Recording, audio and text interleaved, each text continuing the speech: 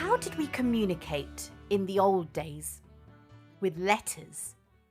Letters, sometimes blue airmail letters that we sent to our families back home and they sent to us abroad.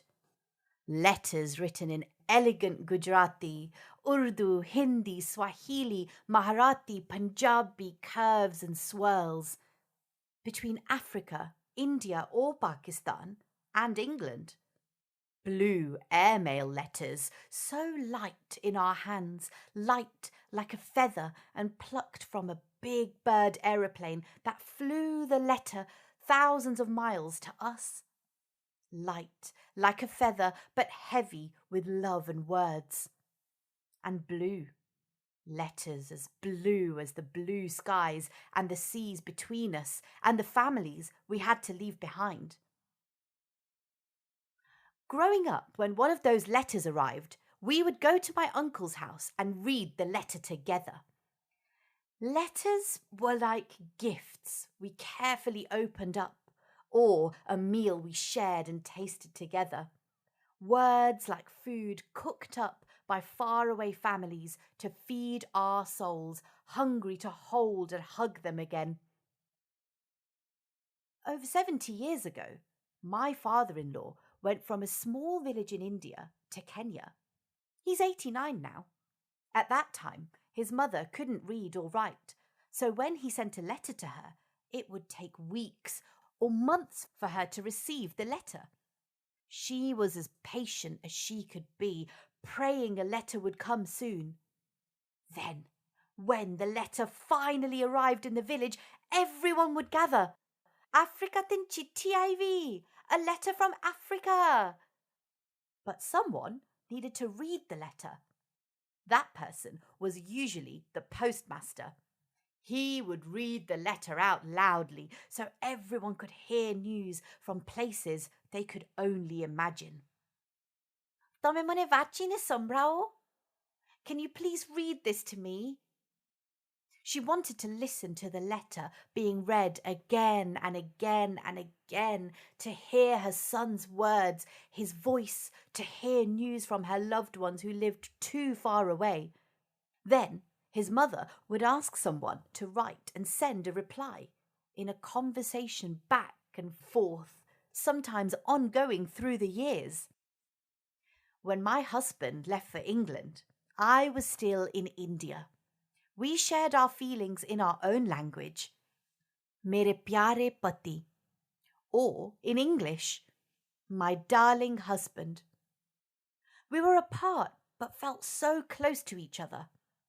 Even if we live together now, we don't feel as close to each other as those letters made us feel.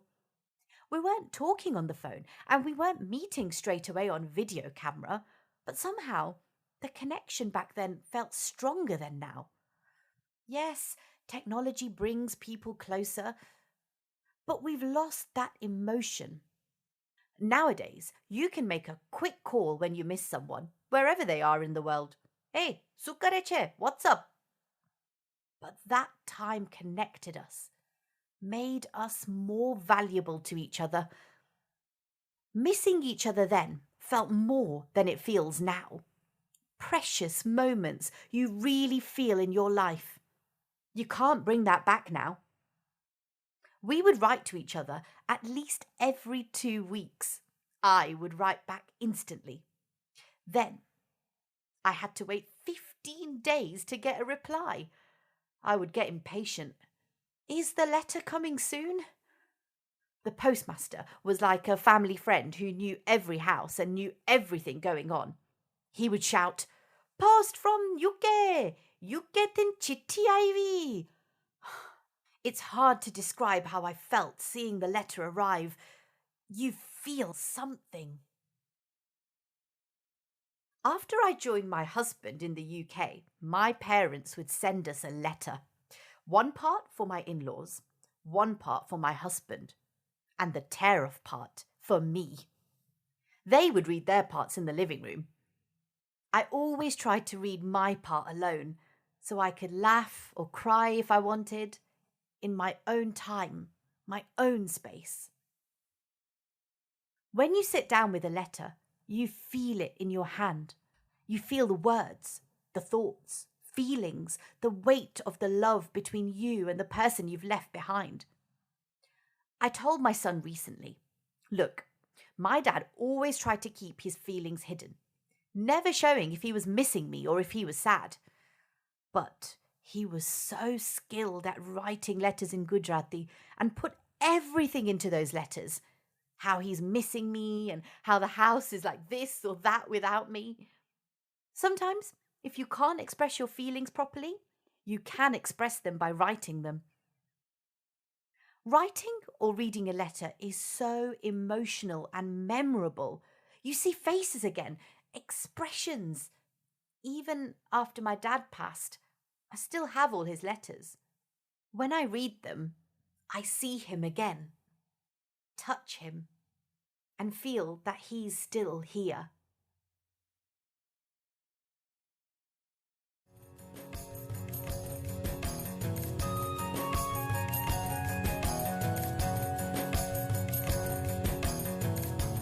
At about 9 or 10, my dad came from Kampala, Uganda, to Leicester with his parents and siblings because long ago there was a problem in Africa.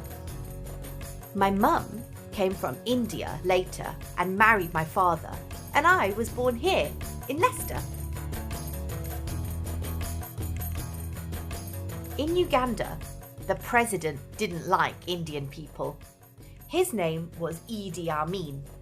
He told all Asian people, you can't stay here, you have to leave. So my granddad and my family had 4 or 5 shops in Uganda, selling cottons, clothes, shoes and household stuff. They had to sell it all. We had a big house and he had to sell that too. We had to sell everything we had. My granddad decided to stay behind and sent his whole family and my grandmother ahead first with their children so they would be safe. He said, "मैं आपसे बाद में मिलेंगे."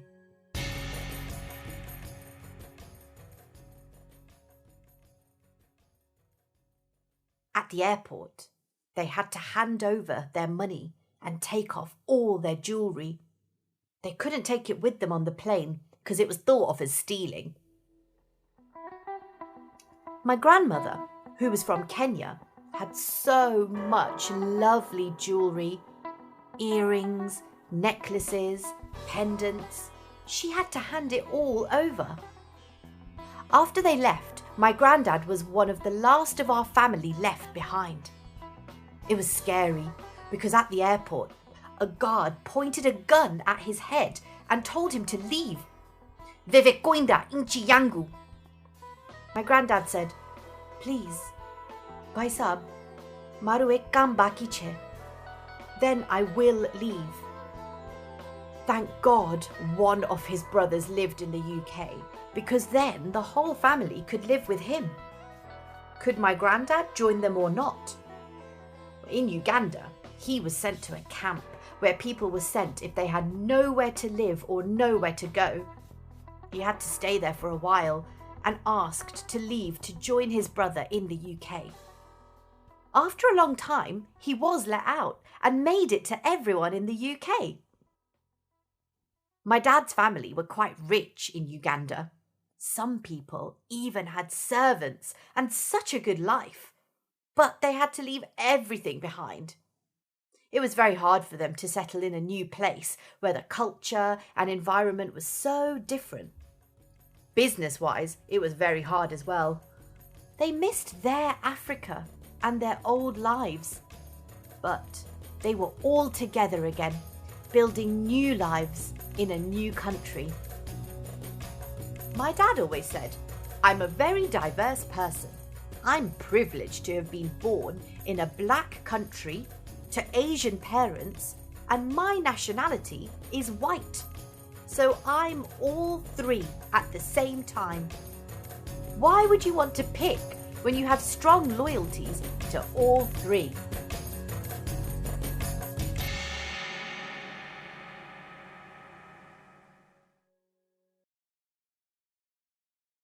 We've crossed continents, moved from one country to another, learning new languages. A, B, C, D. Trying not to lose older ones as we go. So, for some of us, English is not our first language. Gujarati, Urdu, Marathi, Swahili, Punjabi, and others are our mother tongues. Ga, kha, ga, ga. When you speak or translate in another language, it doesn't have the same emotion and feeling as your own language. I'm not sure how to express it in English. Our children think and feel in English. I think and feel in Gujarati. Somewhere through our words, we meet in the middle. We try to encourage our children to learn our languages too, so we don't lose them. Main Gujarati seekh rahi hu. When we lived in a joint family, it was easier for our children to pick up Gujarati. Their grandparents didn't know how to speak English, so we had a strict rule. When we're at home, Gujarati maj bolvanu, no English. So the children picked up Gujarati very well. But when we moved out of the joint family, it all broke up. The younger children didn't learn as much. It takes patience, and as they keep learning, everyone understands them more. When we're in India, people understand when we speak English because it's a common language. But they love it when the children speak Gujarati. It makes them very proud that our children from another country are keeping our language alive. London varo poiro ketlo fine Gujarati bole che. These languages have been handed down through the generations. If we don't keep these languages alive, they will die out. There are a couple of other languages I don't understand. The first, the language between a husband and wife. Often, I find my husband just doesn't speak my language.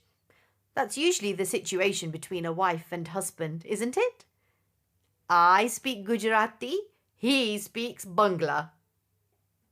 The second, I don't understand teenage WhatsApp language. The young ones nowadays use this short form language, slang language. They don't say at the moment, they say ATM. To me, ATM is one of those cash machines in the wall on Belgrave Road. Then they use short forms like IDK. I ask them, what is IDK? And they say, I don't know.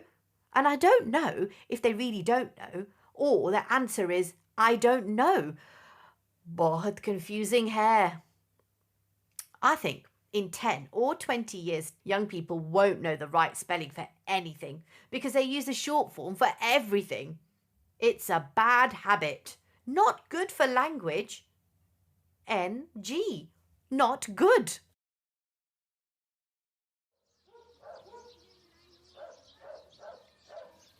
When we're in India or Pakistan, animals just roam around, like they own the place. Every morning, I go outside to see the strutting peacocks and cheeky monkeys to feed them breakfast. The monkeys gobble up bananas. The peacocks peck at carrots, seeds, and lentils as well.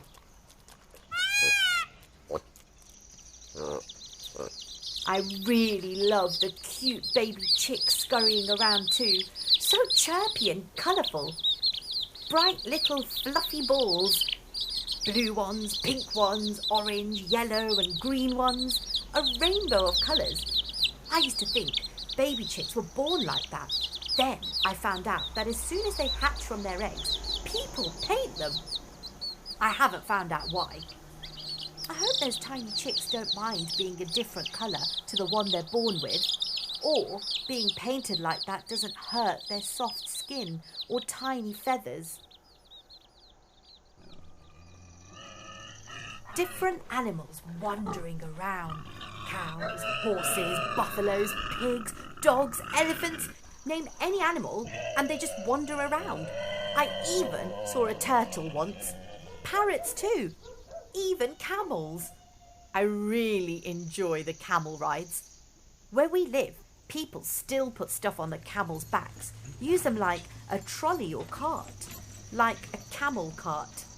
My family sit me high up on a camel and take photos of me.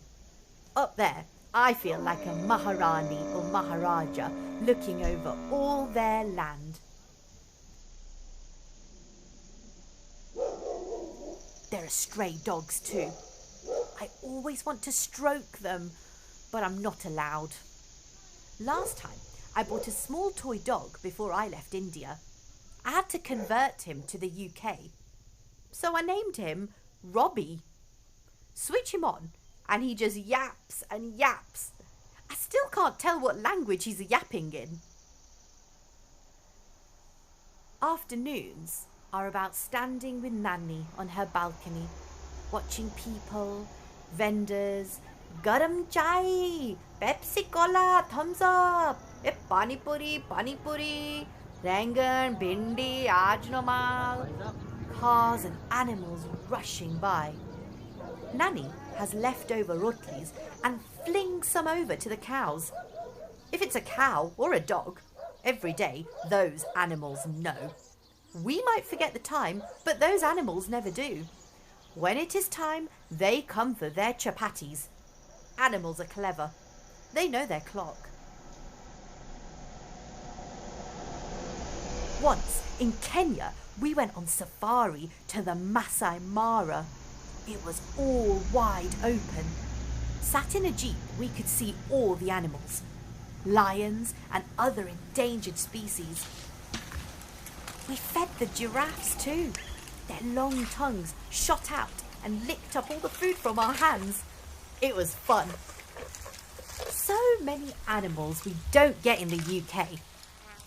There is one we have in Leicester I never saw on my trips to India, Pakistan or Africa. Go to Watermead Country Park. No, there aren't pink flamingos in the lake like in Kenya, but there are swans, quacking ducks, and rats scampering around too. If you walk to the top of the hill by the lake, there's something up there with you. A huge, woolly mammoth. The bones, teeth and tusks found there years ago now make a huge sculpture on top of the hill, frozen in time, not moving. We're very proud of our ice-cold woolly mammoth. So, if you're ever in Watermead Country Park, at the bottom of the hill, by the lake, look up and you might see a little Maharani and a mammoth on the hilltop, looking out far and wide over Leicester, together.